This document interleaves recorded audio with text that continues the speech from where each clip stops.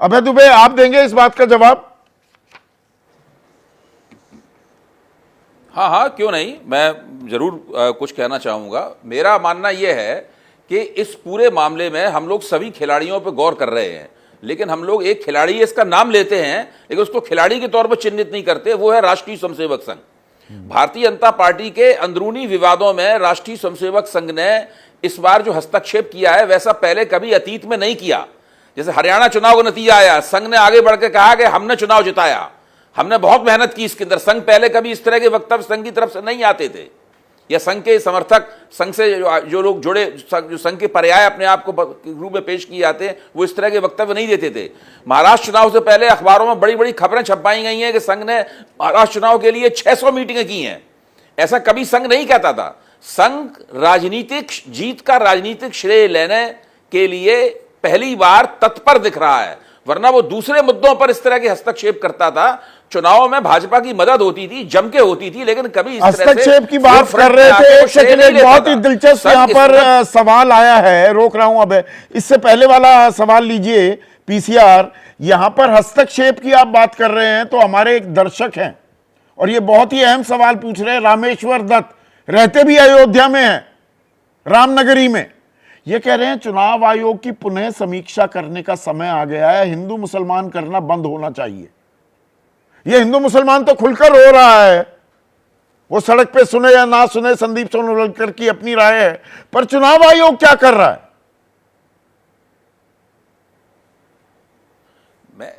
मैं मुझसे पूछ रहे हैं आप? जी, रामेश्वर दत्त का सवाल आपको जायज लगता है?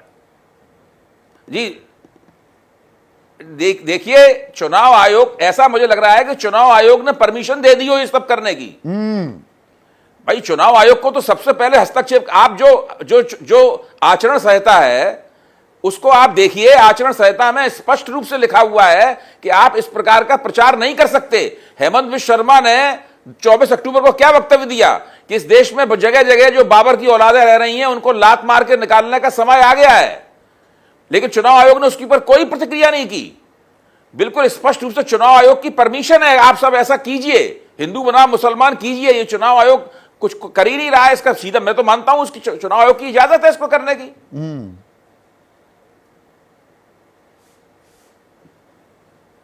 राकेश, चीजें, पहले हम महाराष्ट्र की बात करें तो महाराष्ट्र में भारतीय जनता पार्टी और कांग्रेस दोनों के बीच में इस बात की प्रतिस्पर्धा चल रही है कि कांग्रेस जोड़ना चाहती है।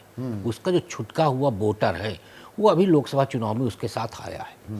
वो चाहती है कि वो वोटर हमारे साथ कमिटेड तरीके से आ जाए, इसके लिए वो लामबंदी कर रही है। भारतीय जनता पार्टी गए हुए वोटों को वापस लाने की बजाय जो वोट उसके पास है वो कहीं इनके नैरेटिव में और न छिटक जाए, इस बात का भी प्रयास कर रही है। इसलिए उसका फोकस सीधे सीधे 24 की लोकसभा में दूध के जले अब छाछ भी फूक फूक कर, इसलिए आप देखिए सीधे सीधे आप ओबीसी पे खास फोकस है। जिस चंद्रशेखर बावनकुले की टिकट काट दी गई थी विदर्भ में, इस बार उनको टिकट दी गई क्योंकि वहां तेली मतदाता बहुतायक है और उनकी वजह से 15 सीटों का नुकसान हुआ था भारतीय जनता पार्टी को। वहां का सबसे बड़ा लीडर, ओबीसी लीडर है नाना पटोले। तो नाना पटोले को माइनस करने का भी प्रयास वहां पे हो रहा है। तो आप ये जो देखिए ना, सारा भाजपा चाहती है कि हमारा वोट कटने ना आप ही पाए। के प्रदेश इंदौर वासी हैं, लखनपाल कह रहे हैं महाराष्ट्र के चुनाव के बहाने योगी गुट और मोदी गुट का शक्ति परीक्षण हो रहा है। देखिए, हम योगी जी को 288 सीटों पे फोकस करके चल रहे, केंद्र में ला दिए हैं, जबकि योगी जी ये नारा दिए थे 9 सीटों के लिए।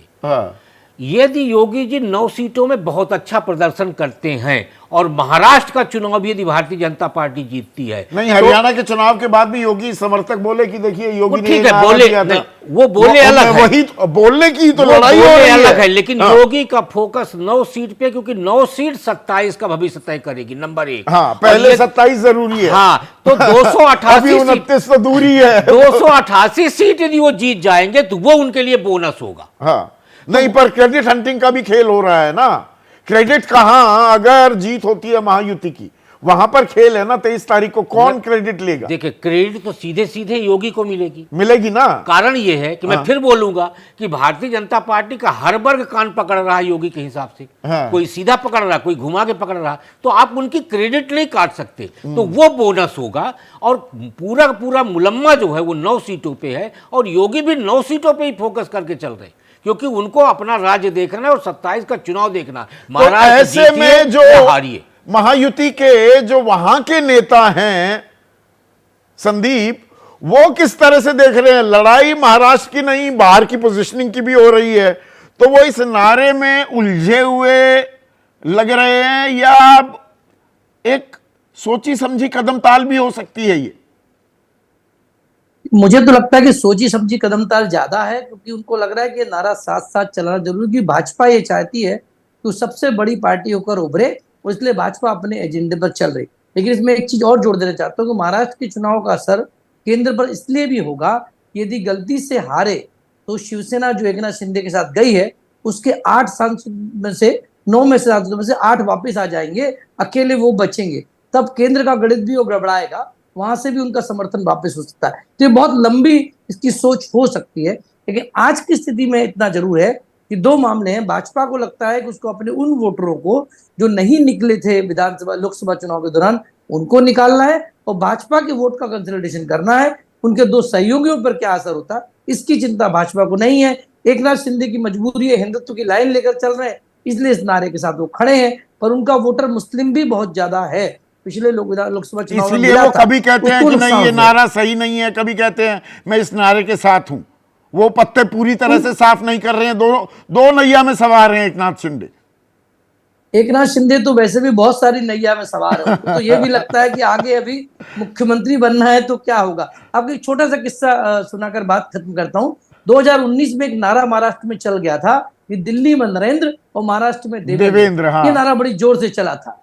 तो जब ये नारा चला कि दिल्ली में नरेंद्र और महाराष्ट्र में देवेंद्र, तो बहुत जोर से चला, तो उनके सारे जो विरोधी हैं देवेंद्र फडणवीस के, वो एक्टिव हो गए। देवेंद्र फडणवीस को मुख्यमंत्री तो नहीं बन।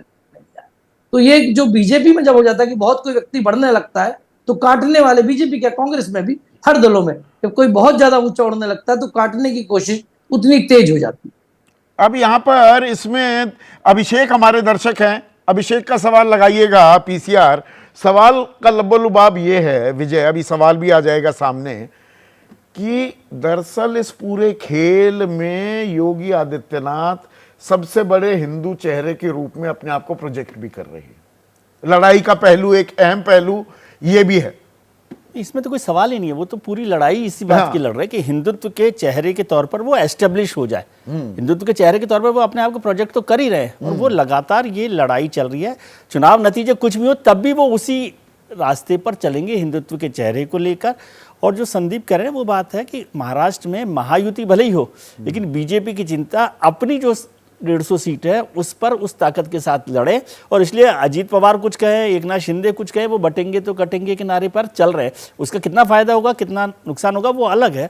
भारतीय जनता पार्टी अभी चाहती है कि कम से कम 100 सीटों पर वो अपनी जगह बना ले। कितनी बनेगी कि नहीं, योगी जी अपने आप को प्रोजेक्ट नहीं किए, क्योंकि योगी जी का पहनावा, उनका जो वो बने हुए रुझान है, वो हिंदुत्व की तो अपने आप में एक पहचान थे।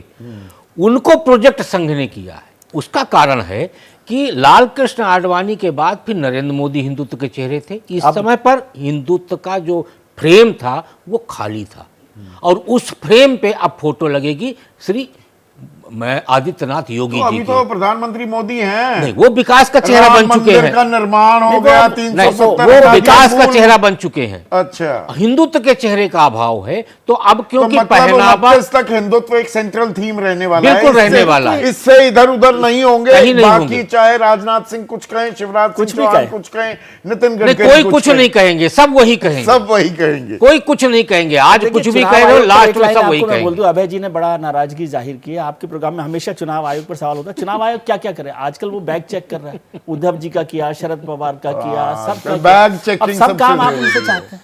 अच्छा, बहुत ज्यादा काम हो गया। अरे वीडियोग्राफी भी करवा, वीडियोग्राफी भी करवा रहा वाला कह रहा है प्लीज अब थोड़ी देर, अब दोनों वरिष्ठों को चुप कराइए, कार्यक्रम बंद कीजिए, क्योंकि नेताओं की राजनीति तो जारी है और इस नारे पर खेमेबाजी भी जारी है। और 23 तारीख को दरअसल इस नारे के असर आपके सामने शाम तक आते दिखाई भी देंगे। आज सीधा सवाल में बस इतना ही।